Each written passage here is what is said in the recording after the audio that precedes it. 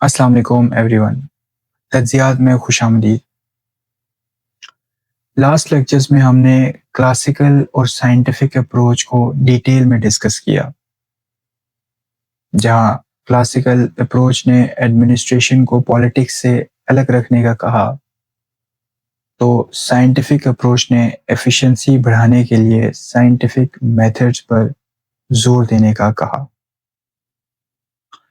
यहाँ हम देखते हैं कि दोनों अप्रोचेस ने ह्यूमन एस्पेक्ट को पूरी तरह से इग्नोर किया। साथ 1930 के ग्रेट डिप्रेशन ने भी लोगों में बेरोजगारी बढ़ा दी थी। इसीलिए उस वक्त के स्कॉलर्स को ये एहसास हुआ कि ऑर्गेनाइजेशंस सिर्फ मशीन्स और साइंटिफिक प्रोसीजर से नहीं चलती, बल्कि वहाँ एम्प्लॉयज़ का एक बहुत अहम रोल होता है।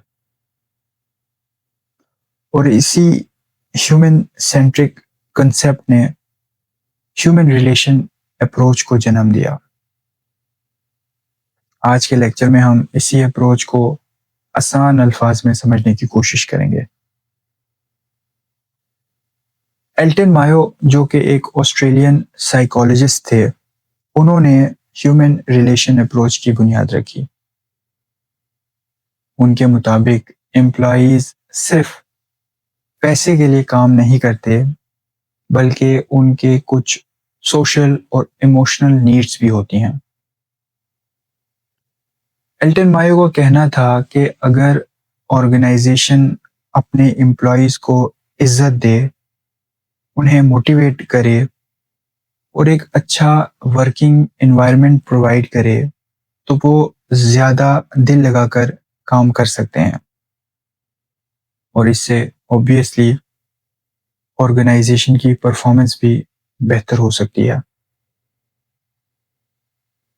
अब इस बात को प्रूव करने के लिए एल्टन मायो ने अमेरिका की वेस्टर्न इलेक्ट्रिक कंपनी में एक एक्सपेरिमेंट किया, जिसे हम हॉथरॉन्स एक्सपेरिमेंट के नाम से जानते हैं। उन्होंने इस इलेक्ट्रिक कंपनी के वर्कर्स को दो ग्रुप्स में डिवाइड किया, ग्रुप 1 एंड ग्रुप 2।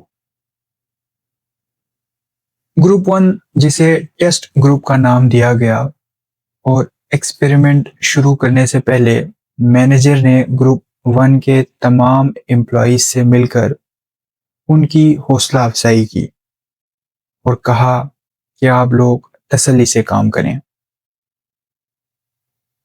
और इन्हें अपने रूम में जाकर काम शुरू करने का कहा। और जब वो काम शुरू करने लगे तो उनके रूम की रोशनी भी कम कर दी गई, ताकि वर्क एनवायरनमेंट थोड़ा सा हार्श हो सके उनके लिए। और इसी तरह ग्रुप 2, जिसे कंट्रोल ग्रुप का नाम दिया गया, और इन वर्कर्स से मैनेजर ने कोई बातचीत नहीं की, लेकिन इनको फेवरेबल वर्किंग कंडीशन देने के लिए इनके रूम की लाइटिंग बेहतर रखी गई। अब एल्टन मायो एक्सपेक्ट कर रहे थे कि ग्रुप 2, जहां लाइटिंग या वर्किंग कंडीशन बेहतर रखी गई थी, उनकी प्रोडक्टिविटी ज़्यादा होगी। लेकिन सरप्राइजिंगली ग्रुप 1, जहां लाइटिंग भी प्रॉपर नहीं थी, उनकी प्रोडक्टिविटी ज़्यादा निकली। And this was really surprising. अब काफ़ी देर गौर और रिसर्च करने के बाद एल्टन मायो इस नतीजे पर पहुंचे कि प्रोडक्टिविटी का असल ताल्लुक लाइटिंग से नहीं है। ग्रुप 1 के वर्कर्स इसलिए बेहतर परफॉर्म कर रहे थे क्योंकि उन्हें महसूस हुआ कि मैनेजमेंट उन पर तवज्जो दे रही है और उन्हें अहमियत भी दी जा रही है। एल्टन मायो के नज़दीक एम्प्लॉयज़ को अटेंशन और अप्रिसिएशन देने से प्रोडक्टिविटी इंक्रीज होती है।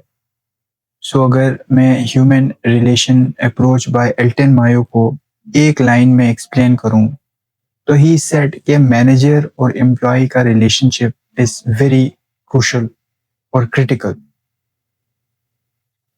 That is the bottom line. Now we have studied the concept and अब हम इसके कुछ कैरेक्टरिस्टिक्स पढ़ेंगे जो कि हमने ऑलरेडी डिस्कस कर लिया है, लेकिन we will see the characteristics one by one. Number one is social and emotional needs of employees.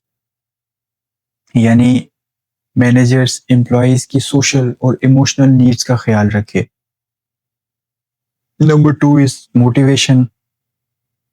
Elton Mayo समझते हैं कि प्रोडक्टिविटी की बुनियाद ह्यूमन मोटिवेशन है.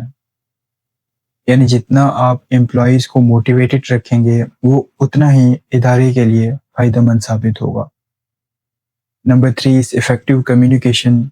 यानी मैनेजमेंट और एम्प्लॉयज के दरमियान एक अच्छी कम्युनिकेशन होनी चाहिए ताकि आपस में कोऑर्डिनेशन अच्छी रहे. इसके अलावा उन्होंने टीम वर्क और कोऑपरेशन की भी बात की.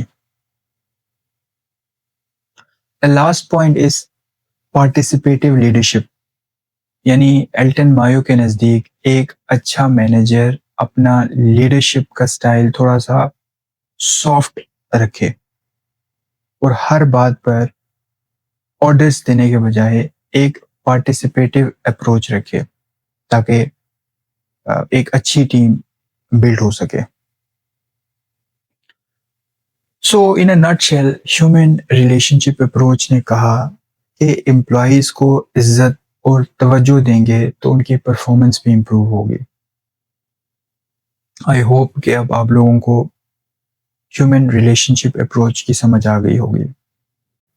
एल्टन मायो के अलावा सीआई बर्नार्ड ने भी ह्यूमन रिलेशन अप्रोच में अपना हिस्सा डाला है.